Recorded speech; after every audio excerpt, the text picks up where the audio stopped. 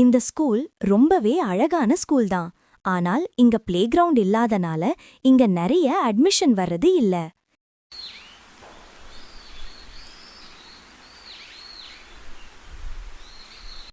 இங்க உள்ள மரமும் அந்த ஸ்கூல் வேனும் பிரிக்க முடியாத நண்பர்கள் மாதிரி.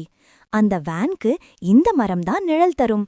அதனால தான் அவங்க 2 பேரும் நண்பர்கள் மாதிரி. அதே மாதிரி இந்த மரத்துக்கு கீழ நின்று பேசுறது, ஹோம்வொர்க் செய்யறதுனும் இந்த ஸ்கூல் மாணவர்களுக்கும் இந்த மரத்தை ரொம்ப பிடிக்கும்.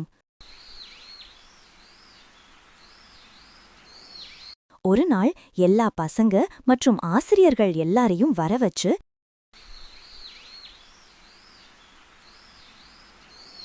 ஸ்கூலோட பிரின்சிபல் சொன்னாரு, நான் ஒரு முடிவு பண்ணிருக்கேன்.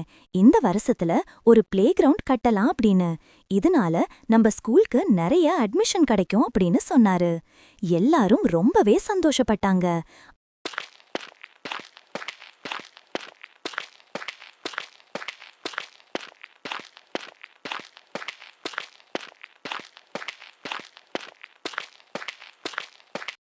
அந்த வேலையை ஆரம்பிக்க ஆளை வர வைத்து பார்த்தபோது அவர் இந்த மரத்தையே பார்த்துட்டு இருந்தார். அத பார்த்த பிரின்சிபல், எல்லாம் சரிதானே, ஒன்னும் பிரச்சனை இல்லையே அப்படின்னு கேட்டாரு. அதுக்கு அவர் சொன்னாரு, இந்த மரத்தை நாம் வெட்ட வேண்டும்.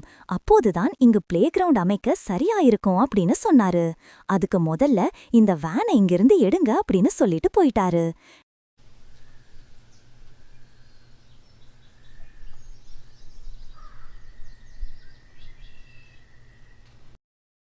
டிரைவர் வந்து வேனை எடுக்க ரொம்பவே முயற்சி பண்ணினார்.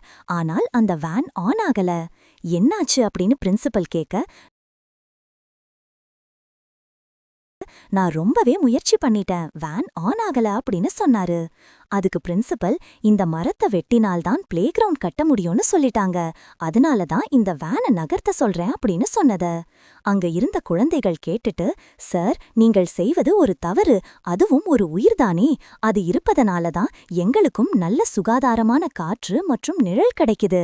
தயவு செய்து அதை வெட்டி விடாதீர்கள் அப்படின்னு சொன்னாங்க. இத கேட்ட பிரின்சிபல், நீங்கள் சொல்வது சரிதான், என் பள்ளி மாணவர்கள் இவ்வளவு அன்பாக ஒரு மரத்தை பாதுகாப்பதுதான் என் பள்ளியின் வெற்றி அப்படின்னு சொன்னார். நான் அந்த மரத்தை கண்டிப்பா வெட்ட மாட்டேன் அப்படின்னு சொன்னாரு. அதன் பிறகு அந்த வேன் ஆன் செய்து பார்த்துவிட்டு, டிரைவர் இப்பொழுது அது ஆன் ஆகிவிட்டது அப்படின்னு சொன்னாரு. சில நேரங்களில் மெசன் ஹெல் கூட ஹீரோவா மாறிடும்.